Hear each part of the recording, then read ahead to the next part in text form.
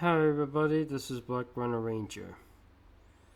I would say welcome to another commentary of my birthday animation countdown I did last year, but do I have to say why 2015 is one of, if not the worst year of my life?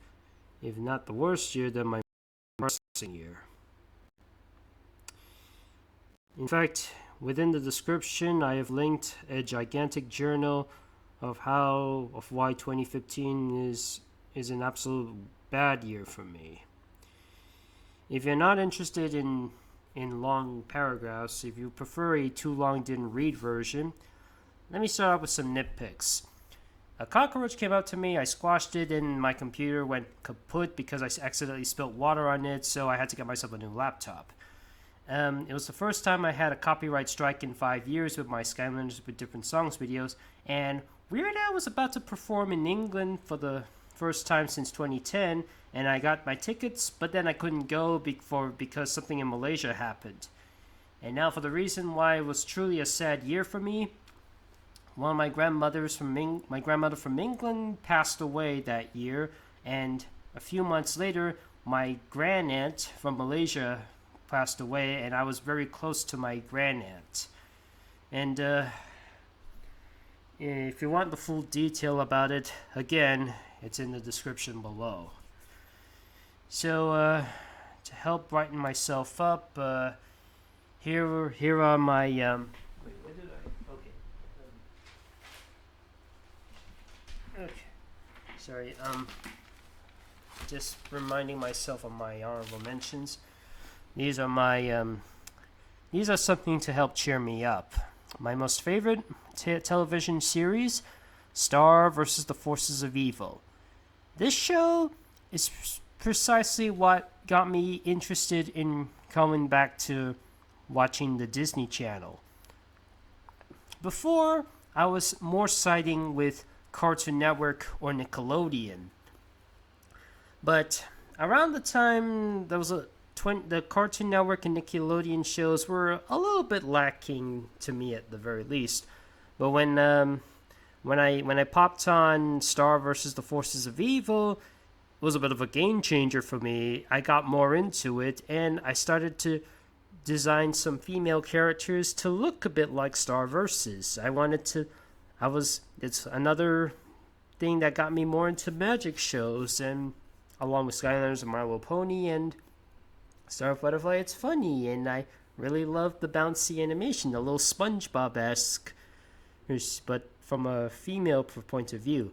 It's a show that was inspired by Sailor Moon, but I find it a nice Americanized parody on it. I am aware of its controversial season 4 and finale, but nevertheless, I still love the show with all my heart. And in case you're wondering, Starco for the win. Anyways, what are my honorable mentions? We Bare Bears. A decent show on Cartoon Network, but though maybe it's a little bit too modern for my taste at the very least. Harvey Beaks, created by Chowder creator C.H. Greenblatt. Didn't feel I didn't fully see the episodes, but I am aware of how bad it got in later years, when not necessarily for the stories, but for how it ended. Like the shows were shifted to Nicktoons, and C.H. Greenblatt was basically angry that the show had been pushed aside, and basically canceled. Super Noobs, made by the same guy who created Johnny Test. The characters do look better than the Johnny Test characters, and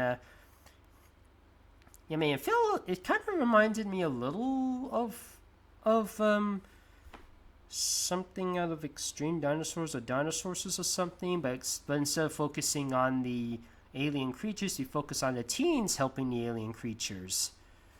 Again, it's a little bit standard, but I thought it was fine for what it is.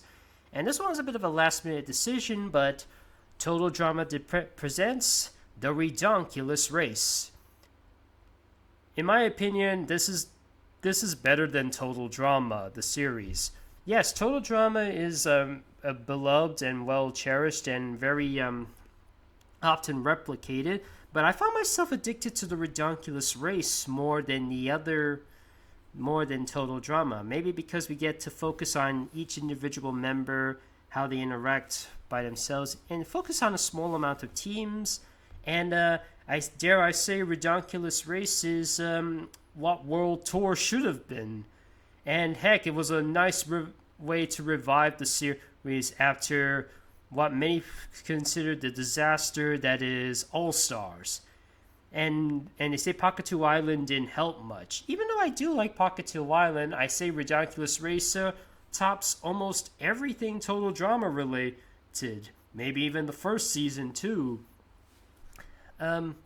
I wish they had an extra season, and maybe they can bring back more contestants from the previous one, or even do a completely heck. Has anybody tried to do a parody of the Redonkulous race? I mean, we got many Total Drama Island and wannabe shows like Dispenser Camp, Reality Resort, and more recently Million Game Academy. But most of them are Total Drama based. Has anyone based it on the Redonkulous race? Maybe I should come up with something like that. Anyways, what is my most favorite animated film of 2015? Inside Out. Sure, I have. The concept of little people inside your mind has been done many times. There's Osmosis Jones, Ozzy and Drix, Meet Dave, several SpongeBob episodes like Squilliam Returns and Chum Bucket Supreme, the Beano comic with the numbskulls, and Reason and Emotion, which is a Disney short, believe it or not. So yeah, there's like many the little guys inside your the little guys inside your head concept has been done several times, but I think Inside Out managed to master it. They managed to help revolutionize it, and now people want to do something a little bit similar to it.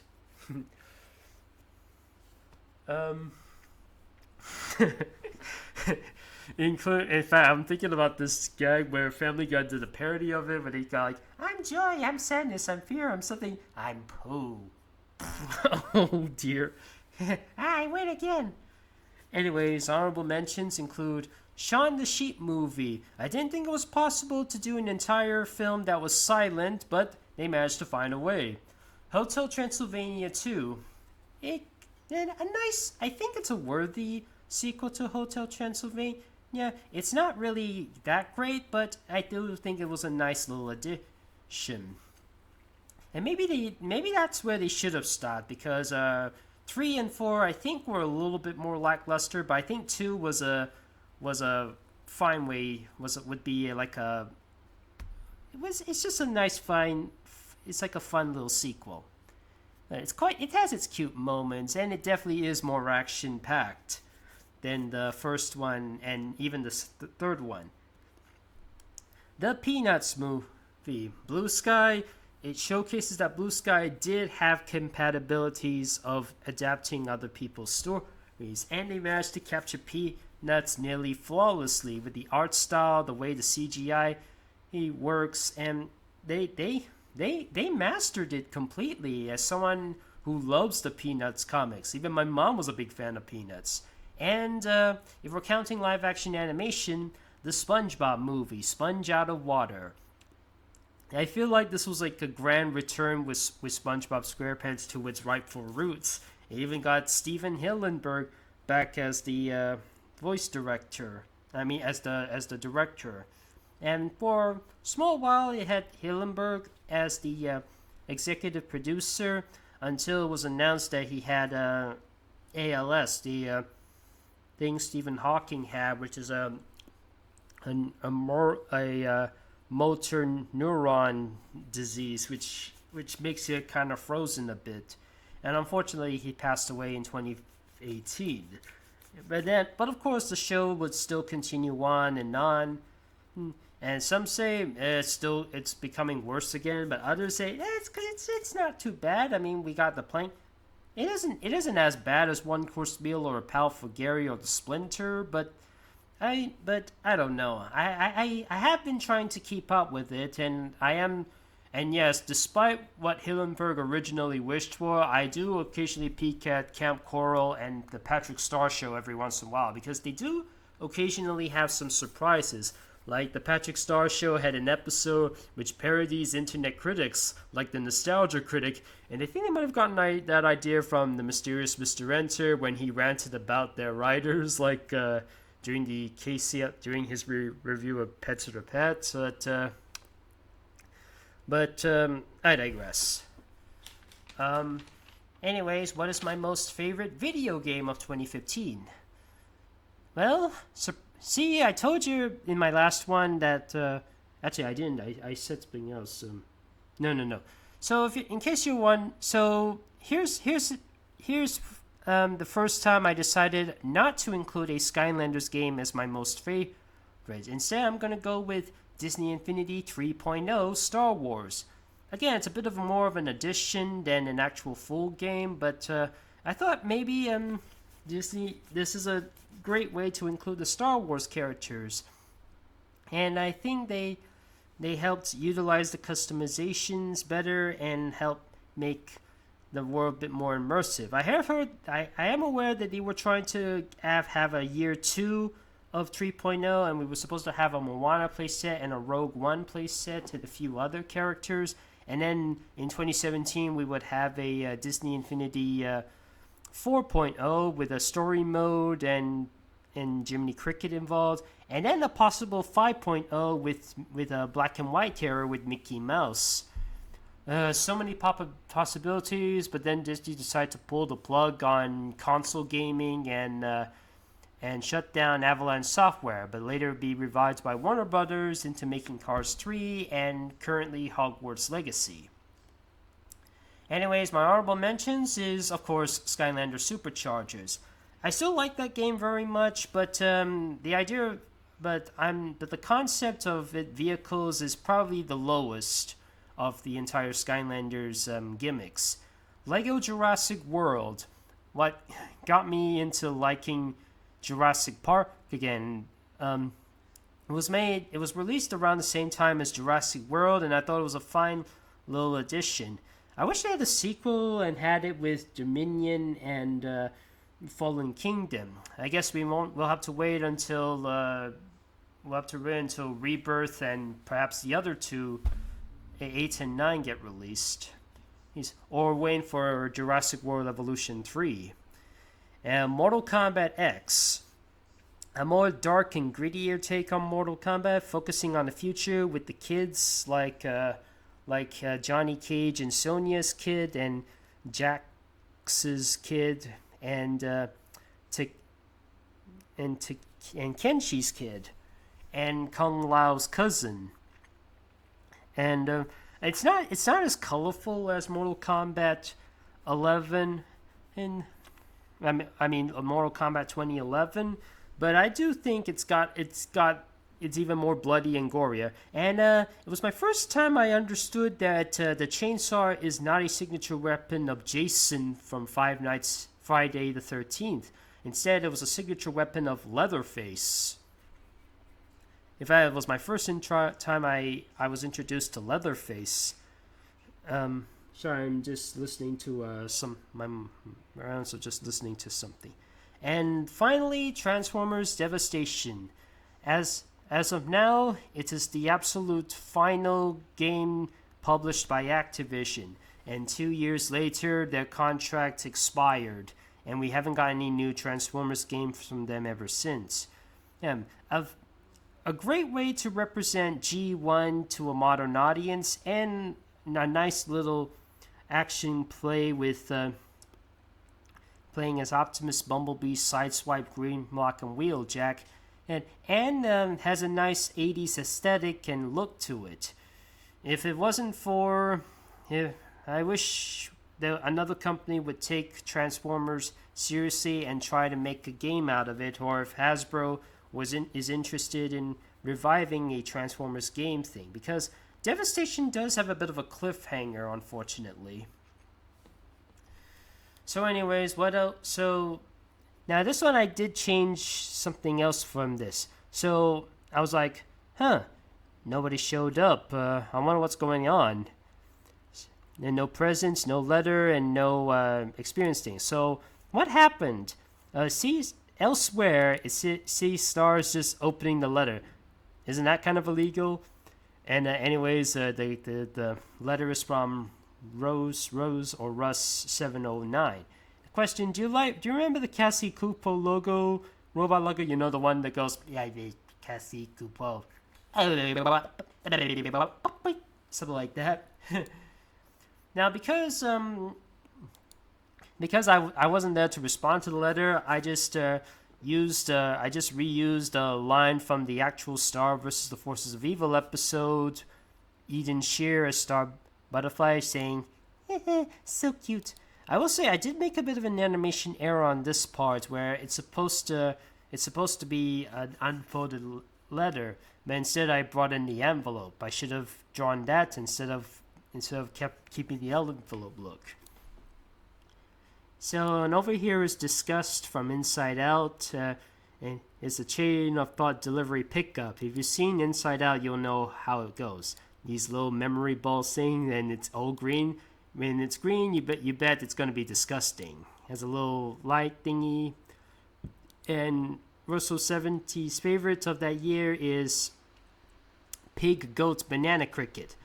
I'll admit, it does look a little gross to look at, and it does look like super odd and like super random, but it's far from the worst thing I've seen from Nickelodeon. There are plenty of other worse. I mean, there's Kid Danger, there's Fanboy and Chum Chum, and Kid Danger, Fanboy... Okay, not Fanboy and Chum Chum, what am I talking about? Breadwinners. There's Kid Danger, there's Breadwinners, there's the Monsters vs. Aliens TV series. Those are worse. I mean, Pico Banana Cricket at the very least is very surreal and very, very out of this world. And it does have a unique plot where it has 4 different subplots for a 22-minute story. Like, there's the one episode I remember find myself giggling a lot is the ones where they got the superhero powers. They were quite unique. And the one that guest appeared Weird Al Yankovic. That's about it, really. But I can imagine when you see the show, some of you, when you've seen the show, this is what you would feel like. And over here is Spot from The Good Dinosaur. He actually appears in Disney Infinity. There was supposed to be an Arlo figure for Disney Infinity, but Disney Infinity often had trouble figuring out how to use 4-legged characters. So they made Arlo a rideable mount instead. And when I opened the package, it's Face from Nick Jr. And I tried my dang hardest to do an impression of Nick Face. And I basically used sound effects from Ed, Edd and Eddy. You know, the... Or... And I also used a Jurassic Park sound effect. And speaking aloud, coming up next, the Loud House here on Nick Jr. That's what the person wanted me to do. Have him do something like this, like the coming up next. But even though it's not a Nick Jr. show, Can you imagine a Loud House spin-off series focusing on Lori or Lenny in their toddler years? Speaking of Loud House, join me in my next video when we talk about 2016. Hope you've enjoyed this video.